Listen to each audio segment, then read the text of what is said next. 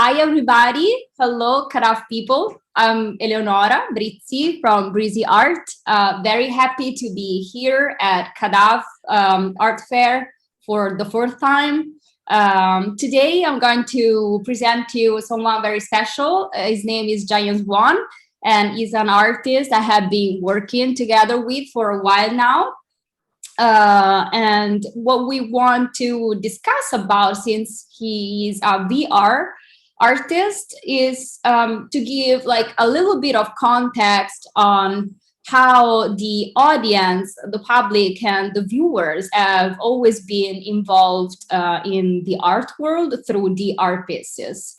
So what we have done is research, starting from Leonardo, going throughout the art history, just getting a few examples on how this involvement of the audience has been changing during all this time, until getting, of course, to the newest technologies and the VR worlds. And Jaya Swan will take us into his world and see how now we are involved in art. So I want to share this article with you that we have been working on with my colleagues. It's a very long essay, so just to give you like a few sparkles on how this all started. Probably it all started with, of course, with Leonardo, as usual. That like who started to let us think about the fact that this horizon that we were seeing, maybe it was not just geographical or astronomical, but it would depend on our perspective and perception. And we all know how Leonardo insisted a lot on that. Then we proceeded and went ahead with our history until getting to Rembrandt and to different techniques that show and put the visitor to a different point of view and perspective. For instance, what we see here is this girl through the technique of the trompe-l'oeil who seems to come out of the painting. So obviously the reception and the way that the viewer was involved themselves in the art piece changed a lot. I hope that you can read and go throughout this whole beautiful article that you will find on Breezy art page on Artsy. I'm not going to stay here to read or give you all the examples, but it was very interesting and amazing to see how this all happened throughout history. For instance, when we got to the Baroque time, again, the perspective of the art piece and the viewers changed again completely, while, for instance, the church was using the art just to a sort of like propaganda, or like to use it to send out a message. Or, for instance, we get here at Apollo and Daphne by Bernini, where the sculpture, if the visitor wasn't going around and enjoying the whole piece, wouldn't even know the whole story about the art piece. So here the perspective changes again. The visitor is completely inside the art piece, and based on where they stand, the story changes completely.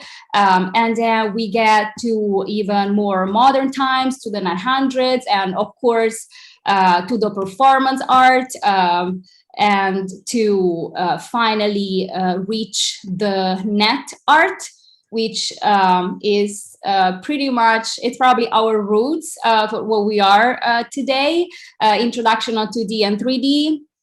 And and then this birth of net art, which is the democratization and liberalization of IT tools.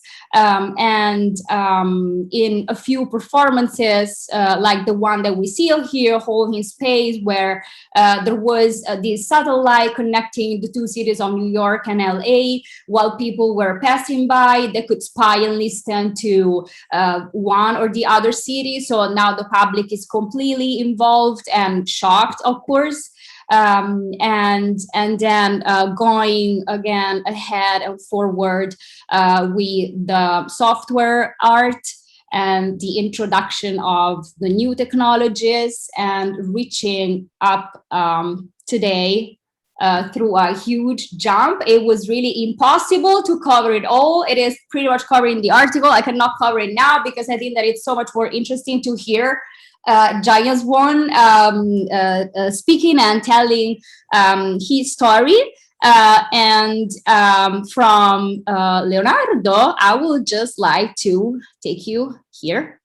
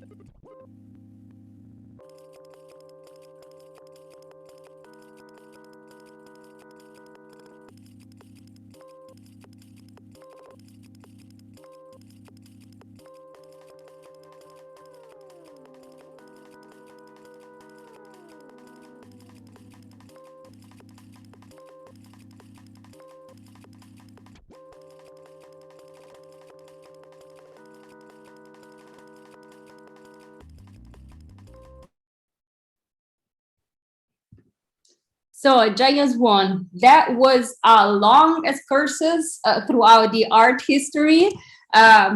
We have many questions for you, and we hope that you will help us to fill the huge gap that we have from when we left our conversation to today and to the VR world. How did you get to use the VR, and how did we even get to the VR tools?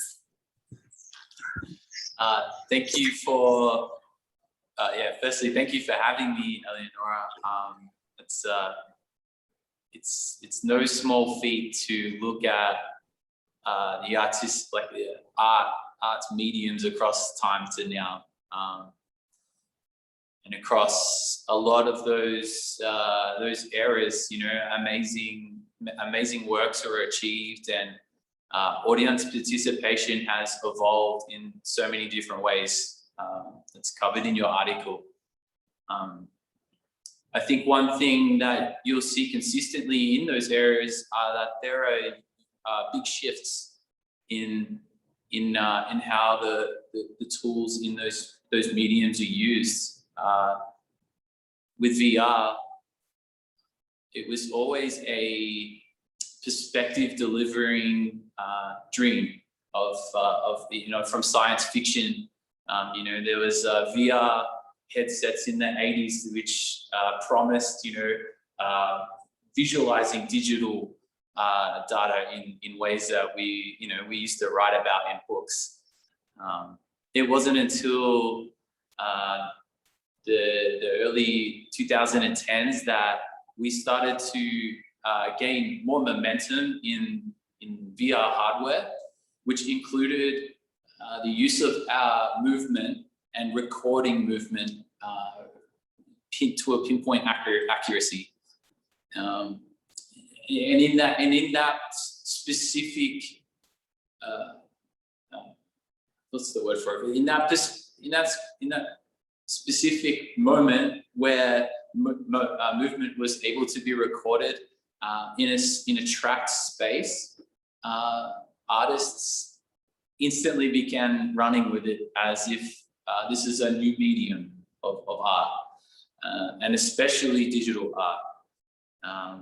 I was one of those artists to be instantly enamored with that, and since then, I've been on a wonderful journey parallel to VR as it continues to develop. There's a really beautiful movement happening in that space over the course of the last 4 years, especially. Yeah, and but let's talk about experience, because there is a reason why the context that we gave here is about involvement of the audience Yes. inside the art piece. So when I remember that we were talking about your process and even your life and like your artistic path, you were saying how you were amazed about what happened when you started to create and you had a physical show, I think, and then people would come to visit you, and it was the moment when you realized that these people were actually like entering your world and they were like part of the art and your art. Yeah, even in my very first time using VR as a tool for art, out of curiosity, I was at a birthday party with friends.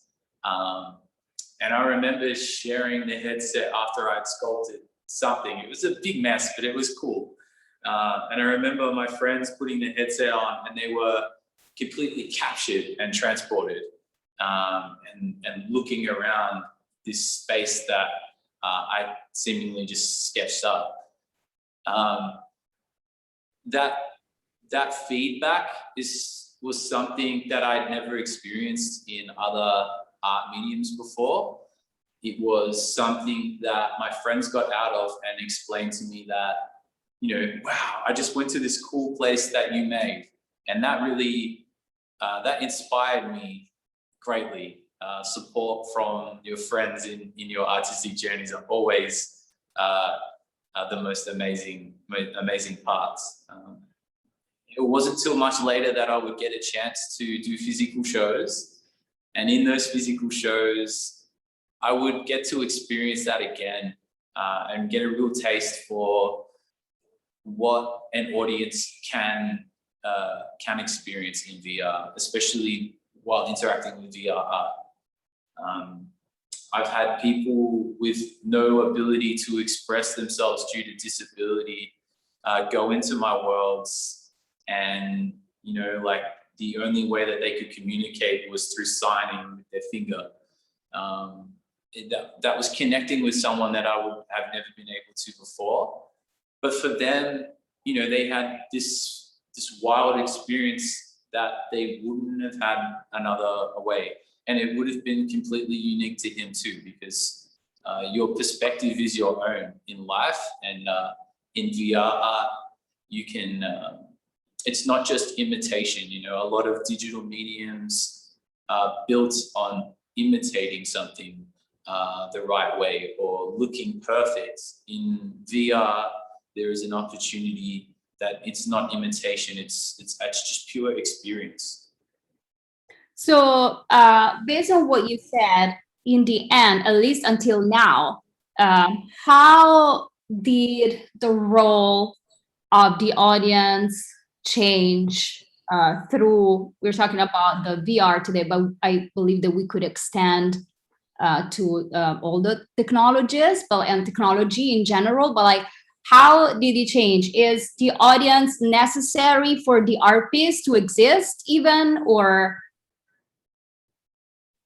Yeah, I think if we look at digital mediums as a whole and how they've evolved over time, the audience's input has become more and more necessary to craft a richer experience. So in movies, we're exposed to not just the movie for us to indulge in the world of a movie. In video games, they are becoming more cinematic.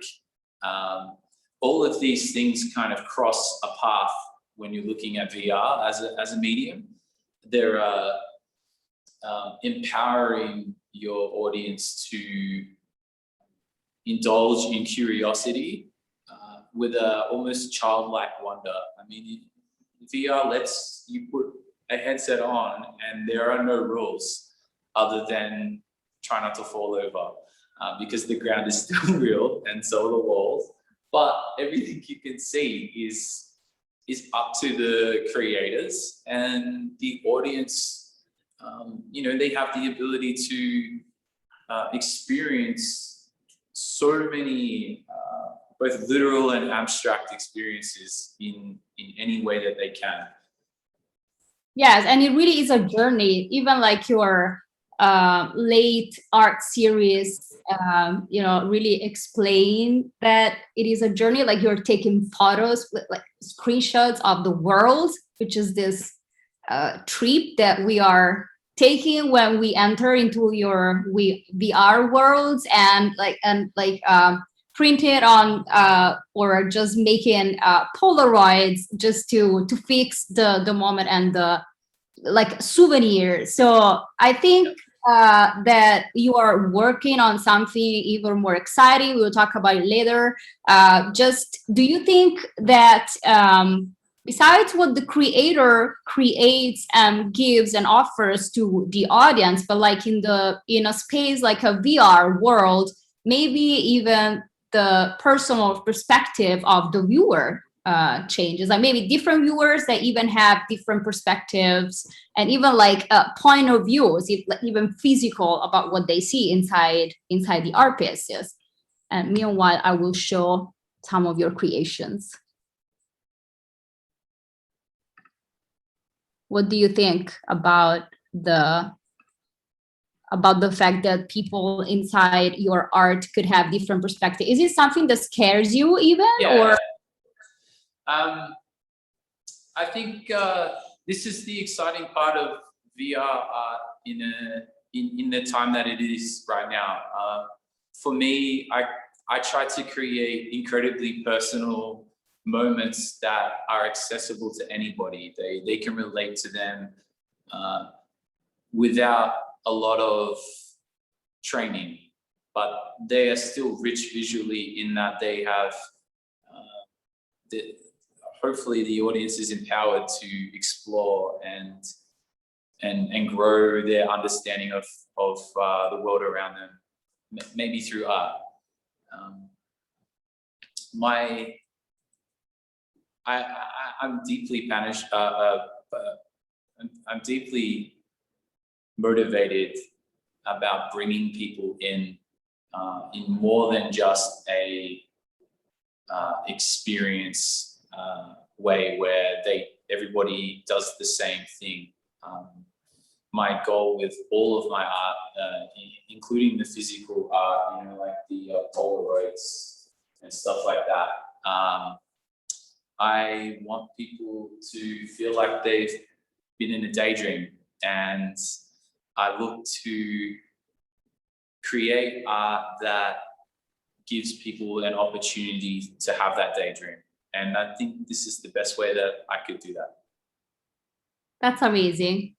But tell us a little bit, we saw a video at the beginning, but tell us a little bit about the process of your creation, because I was actually writing this bio of you, and you know, the subtitle was The Infinite Dance of Giant Swan. I was always fascinated by the fact that everybody will think that what you do is so completely 100% totally digital, but actually you're one of the artists that I know who is like the most physical, uses the most physical approach, just because when you create it, it really is a dance. So like these perfect art pieces that we see are the result of all the imperfections of human body movements. Tell us a little just how you experience and how you enjoy that.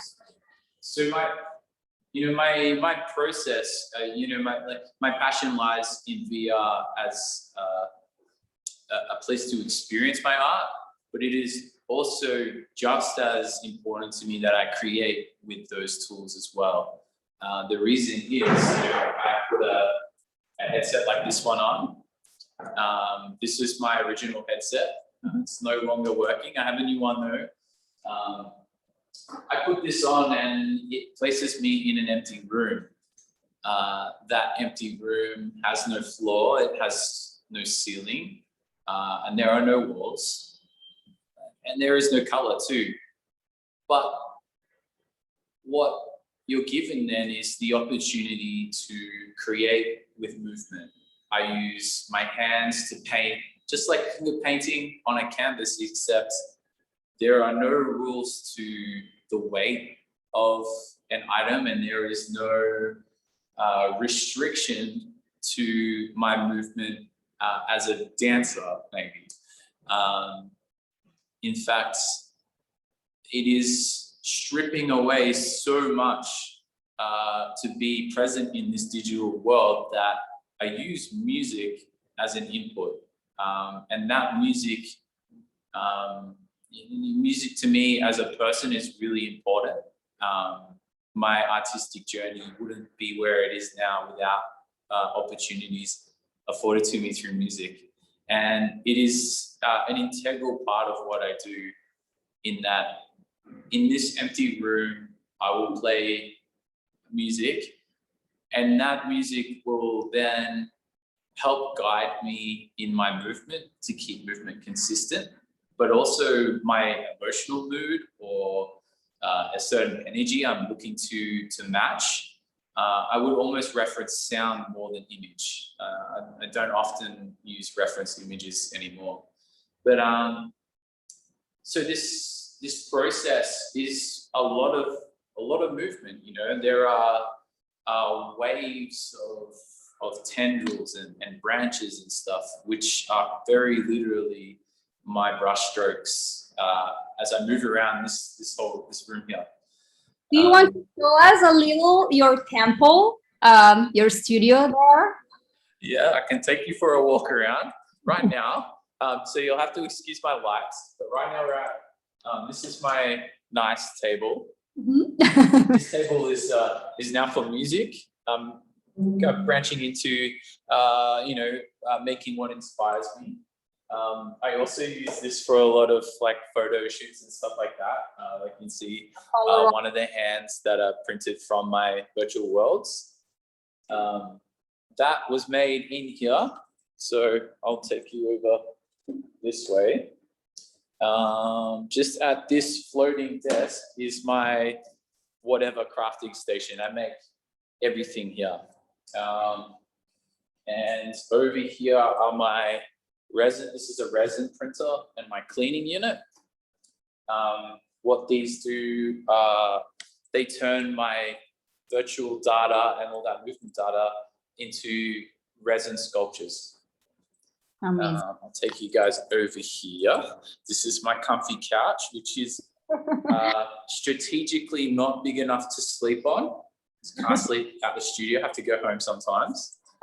Over here is a fridge, very nice. I've got some works on the wall right now, but I also have, I'm just going to swap the camera around. So I have a bunch of works that are ready to go out to collectors. Sorry. Oh. So I love print media. Print media is, just like VR, there is an experience and a language to how we interact with each medium. And I just love going to still image because it's such an easy experience to really enjoy. Over this way, this is where the main stuff is. You can see my big screen here. I work on here a lot. This is my dream rig. Right now, in fact, it is rendering. You can see this is the work that I'm working on. You saw a clip of it just before, but this is rendering the frame still.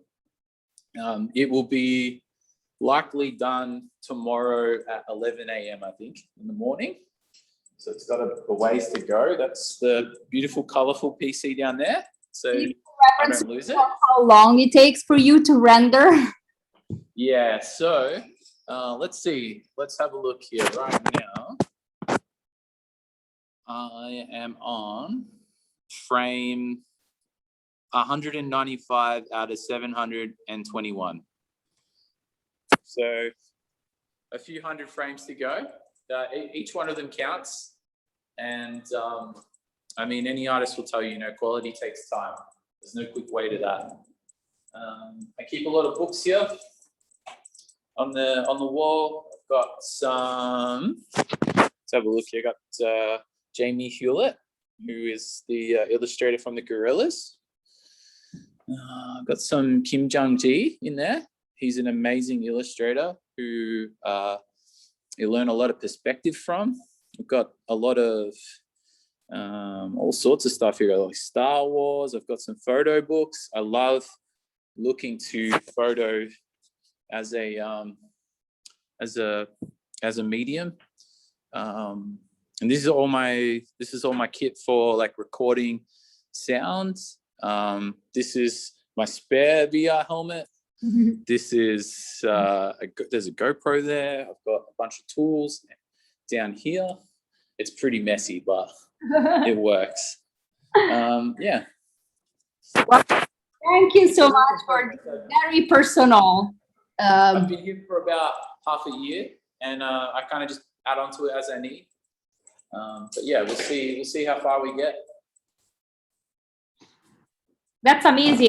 Thank you so much. The studio visit are always exciting. Last question, even if we would have many.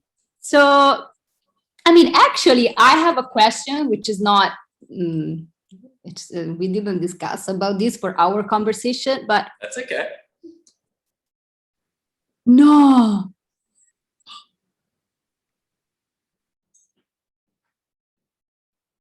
Okay. Are you okay? Yes. I thought that we stopped recording, but we're still recording. No, I can see that we are. Sorry, I was signed out. Hi, enough people. Hello. No, I was saying that I have a question that we didn't discuss about, but while you were speaking, and since we are talking about like involvement of the audience, but I was thinking, is it possible for more artists to create together in Yes. in a place? So yep. Like collaborative art, it's already possible. Yes. Okay. Yep. Yeah. You know, I'm working on this. I'm sure I've told you that.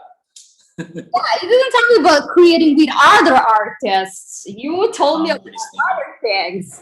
This is why I thought about it. But yeah, so are you going? Where is the VR world? I mean, VR and art space going? What is exciting? What we should know? What can you tell us about what you're doing for the future? It is very exciting. I know a little, and this was a whole introduction about what it will be. So like Leonardo, you should have like a personal horizon, and then trompe different techniques, and then Baroque, you should see what I want you to see, and then Bernini, if you don't enjoy the whole thing, you don't see it, and then performance art, you are part of the thing, and then net art, now it's democratic, everybody can use it, and what's on with you? Yeah, right now I'm working on VR only art. So for the longest time, I've been working with my VR medium to reach other mediums for people to see my art. But right now, I'm creating the VR works as they should be and how I've always imagined them to be, and maybe a little more. I'm working on worlds that people will be able to enter and have a unique experience in, where people will observe the works that they know and have seen already, or maybe not seen yet, but they will be a part of that art at the same time. When you're in my worlds, you will be one of my sculptures, interacting with those spaces. At that same time, you won't be alone. The things that you do in my worlds will affect other people's worlds in ways that encourage further exploration of my sculptures and the stories I have to tell with those sculptures. It's something ambitious. It's something that the first time I saw it working, I almost cried.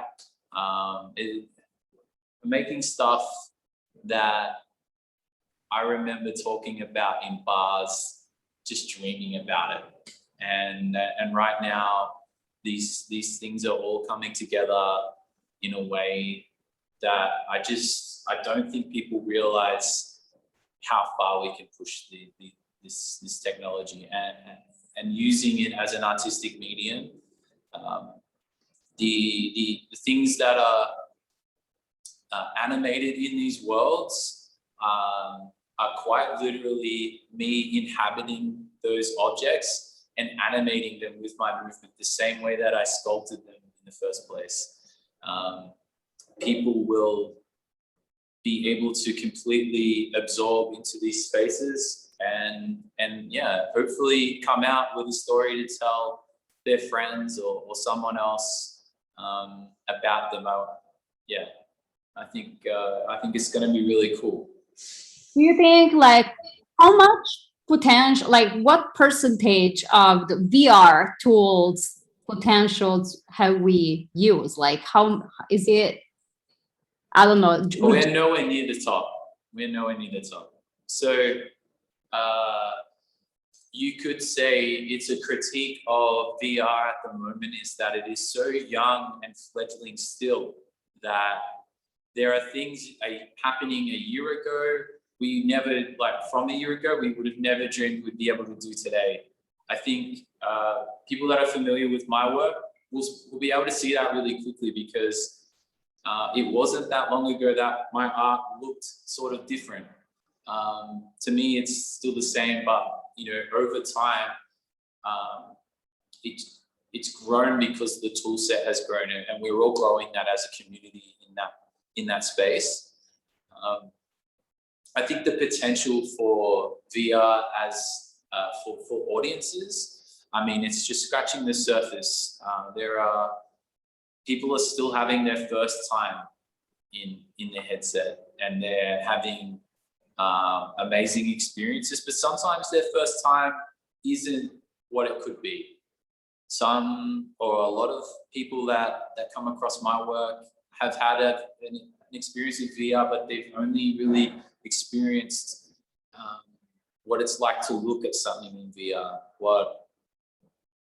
What I'm hoping to achieve is to show people what they can achieve in VR, and how can they experience art in a more intimate way than before.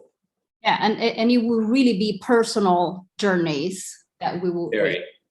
We really much hope to be part of your art and those journeys. Thank you so much for spending your time with us and taking us a little bit into your world. Stay update, stay tuned. Exciting things are happening. Thank you so much, Giant Swan. Thank you, Eleonora. And thank you, Kadaf, for having me again. Thank you, Kadaf.